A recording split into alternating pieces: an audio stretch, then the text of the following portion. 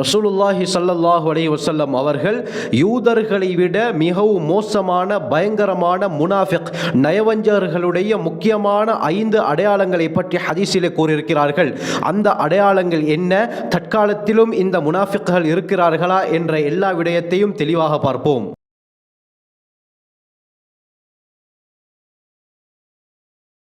அல்ஹம்துலில்லாஹி ரப்பில் ஆலமீன், அஸ்ஸலாத்து வஸ்ஸலாமு அலா ரசூலில்லாஹி அம்மா பஅத். கண்ணியத்திற்குரிய இறைவனின் நல்லடியார்களே, அல்லாஹ்வின் சாந்தியும் சமாதானமும் என்றென்றும் உங்கள் மீது உண்டாவதாக.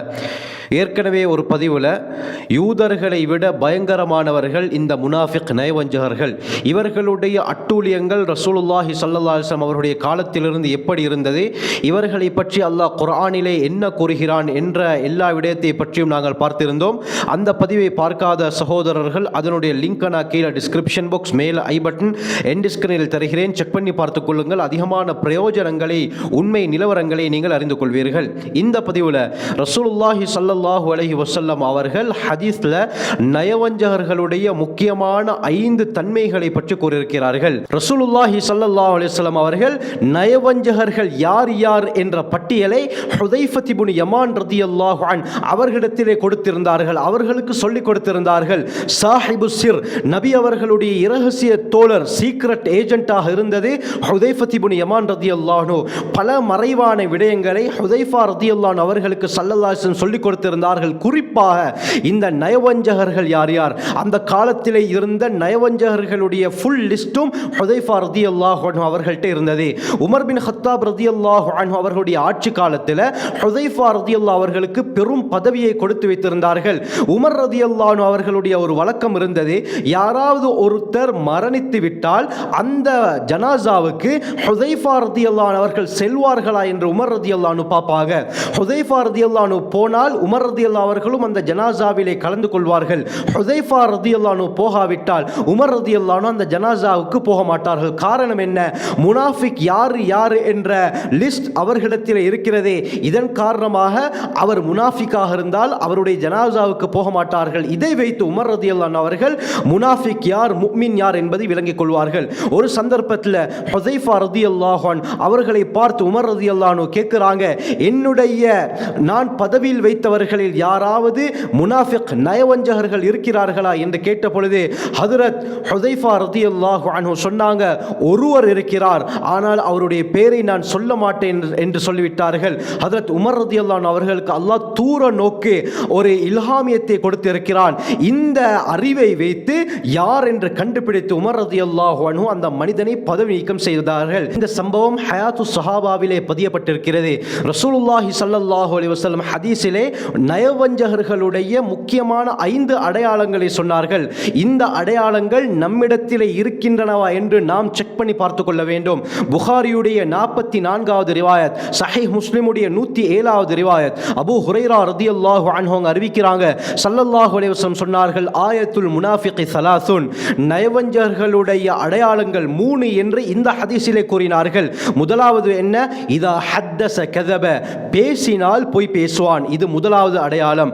இரண்டாவது வைதா வஅத அஹ்லஃப, வாக்களித்தால் அதற்கு மாறு செய்வான், இது இரண்டாவது அடையாளம்.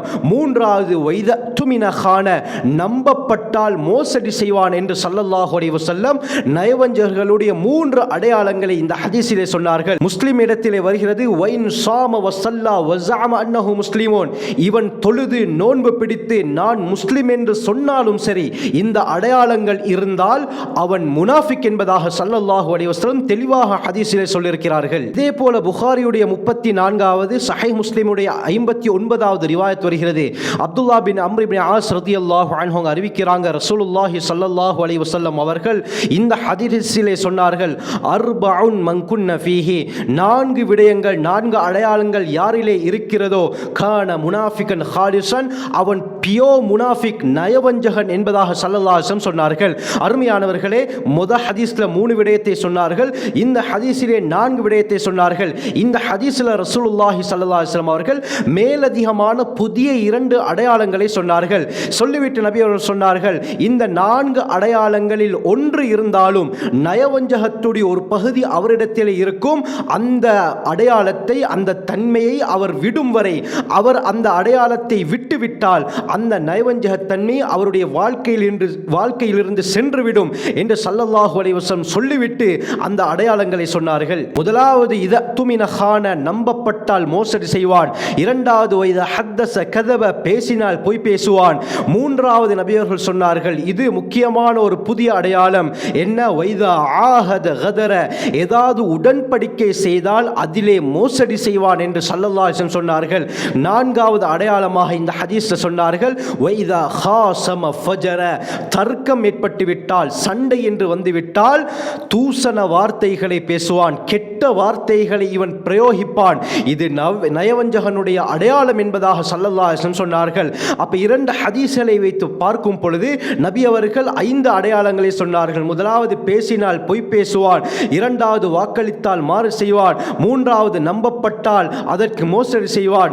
நான்காவது, உடன்படிக்கை ஏதாவது செய்து கொண்டால் அதிலும் இவன் சூழ்ச்சி, மோசடி செய்வான். ஐந்தாவது, தர்க்கம் என்று வந்துவிட்டால் இவன் கெட்ட வார்த்தைகளை பிரயோகிப்பான் என்று ஸல்லல்லாஹு அலைஹி வஸல்லம் 5 அடையாளங்களை சொல்லி காட்டினார்கள். அல்லாஹ் சுப்ஹானஹு வ தஆலா இந்த அடையாளங்களை விட்டு எங்களையும் எங்களுடைய குடும்பத்தாரையும் பூரா முஸ்லிம்களையும் பாதுகாக்க வேண்டும். பயங்கரம் கண்ணியமானவர்களே, இன்றும் எத்தனையோ முனாஃபிகீன்கள் இந்த காலத்திலும் இருந்து கொண்டிருக்கிறார்கள். முஸ்லிம் நாடுகளில் குறிப்பாக இருந்து கொண்டிருக்கிறார்கள். இந்த யூத கிறிஸ்தவர்களுக்கு பேர் போனவர்கள், விலை போனவர்கள் இவர்கள். அவர்களுடைய அந்த பணத்துக்கு ஆசைப்பட்டு முஸ்லிம்களுடைய பல இராணுவ ரகசியங்களை எல்லாம் சொல்லக்கூடியவர்கள் என்று எத்தனை பேர் இருக்கிறார்கள் கண்ணியமானவர்களே. அல்லாஹ் நம் அனைவரையும் பாதுகாக்க வேண்டும். இந்த நயவஞ்சகர்களுடைய முடிவு என்ன தெரியுமா? அல்லாஹ் குர்ஆனிலே தெளிவாக சூரத்து நிசாவிலே சொல்லி காட்டுகிறான், இன்னல் முனாஃபிகீன ஃபி தர்கில் அஸ்ஃபலி மினன் நார் வலன் தஜித லஹும் நஸீரா.